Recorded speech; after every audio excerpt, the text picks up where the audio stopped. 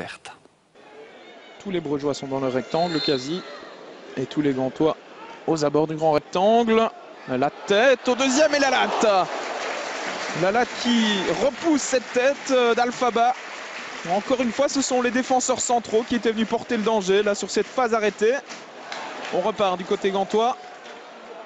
Et on relance correctement dans les pieds d'El Ganassi. Encore une fois, c'est très bien joué de la part d'El Ganassi. Jorgensen, il a du champ pour frapper. La balle repoussée par Verbis dans les pieds de Koulibaly. Et le poteau qui vient à la rescousse des Brugeois. Ce n'est pas terminé. Ljubijankic au deuxième poteau. Verbis de nouveau. Et un nouveau poteau de Koulibaly. Cette action va-t-elle se terminer? Eh bien oui, avec une frappe à côté de Yacine El Ganassi. Eh bien une action complètement folle dans ce match. Après 18 minutes de jeu, 2 poteaux dans la même action. Et les Brugeois peuvent remercier la chance sur cette phase. On revoit la frappe de Jorgensen dans un premier temps. Poteau d'Elimane Koulibaly. Et puis ça va encore être un peu du flipper ici avec une balle repoussée par Verbis. Koulibaly qui manque vraiment de chance sur cette action mais qui aurait dû conclure d'aussi près. Alors le premier but tombera-t-il sur phase arrêtée? Premier corner pour le Cercle de Bruges. Déviation, deuxième poteau et Dominique Fowley qui se loupe et qui est surtout allé percuter le poteau sur cette action. Invariablement, c'est encore El Ganassi qui donne ce coup de coin. Koulibaly, la tête, le sauvetage miraculeux de Verbis une deuxième fois. Et on dégage du côté de Neto. Et bien là, les Brugeois peuvent remercier leur gardien qui a encore fait des miracles sur cette action. On revoit la tête d'abord de Koulibaly.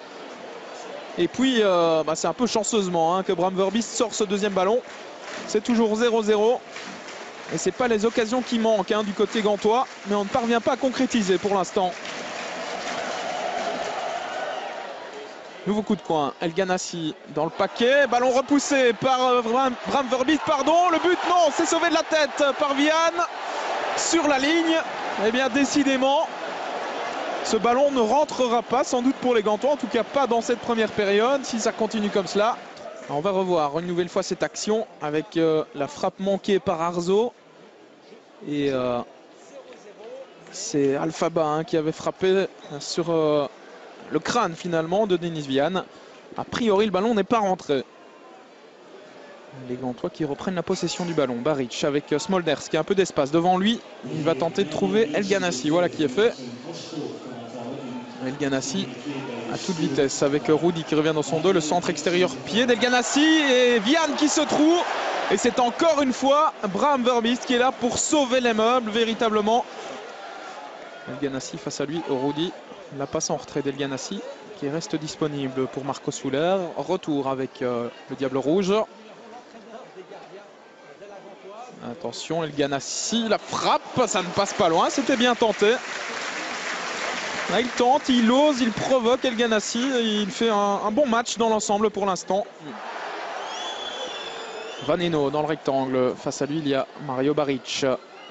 Les crochets de Vaneno, la passe elle est bien jouée, elle était belle et le poteau avec Fowley, nouveau poteau. Et c'est Rudy maintenant qui va peut-être pouvoir frapper, qui glisse une nouvelle fois. Et bien décidément, il devrait changer de pneu, le Portugais. Et décidément, dans ce but, on a des actions complètement folles. Un premier poteau, Fowley qui se jette, deuxième poteau pour sauver Frank Books. Et puis Rudy là qui ne parvient pas à frapper, qui glisse. Coup de coin d'El Ganassi. Premier poteau avec la frappe de Nahayo et une nouvelle parade 5 étoiles véritablement de Bram Verbis. Ce gardien il fait un début de championnat tonitruant véritablement. Ce n'est pas terminé pour les Gantois avec Souler. À l'entrée du rectangle, la frappe de Ljubijankic et nouvel arrêt de Bram Verbis. Eh bien, on va pouvoir lui ériger une statue du côté de Bruges dès cette première journée de championnat parce que le gardien du cercle est véritablement en train de faire le match de sa vie aujourd'hui. Regardez cet arrêt du bout des doigts ou du bout du pied, encore une fois. Marco Soler qui perd le ballon au profit de Rudy qui est reparti dans ses dribbles. Alors, est-ce qu'il va tenir droit sur ses jambes cette fois-ci? Oui. Rudy, la passe elle est magnifique. Christophe Dan pour le premier but, il est accroché. Et que dit Monsieur Verweken? C'est un penalty. Penalty pour le Cercle de Bruges. Eh bien, il va falloir revoir cette action parce que j'ai quand même l'impression que Christophe Dan est tombé à contre-temps dans cette action. Carte jaune par la même occasion pour Nahayo qui va être exclu. Voilà la première carte rouge des Gantois cette saison. Elle est pour Nahayo qui avait reçu une carte jaune après 17 minutes de jeu. Et pas de doute dans le regard de Monsieur Verweken. On va revoir ça avec Christophe Dan qui glisse véritablement tout seul. Ouais, il se trébuche dans son propre pied. Christophe Dan. Alors, Oleg Yachuk à 10 minutes de la fin de cette rencontre pour le 1-0 via le montant. 0-1 plus précisément. Le Cercle de Bruges passe devant grâce à ce penalty véritablement généreusement accordé par Monsieur Verweken. Mais voilà, les chiffres sont là. C'est 0-1, ouverture du score pour le Cercle de Bruges par Oleg Yachuk. Et c'est la fin de ce Gantois Cercle de Bruges. Victoire du Cercle 0-1. Du côté brugeois, on se satisfera évidemment de ces 3 points arrachés grâce notamment à un exceptionnel Bram Verbiest dans les buts. Du côté de la Gantoise, on va sûrement pester sur ce penalty qui va encore faire couler beaucoup d'encre dans les jours à venir.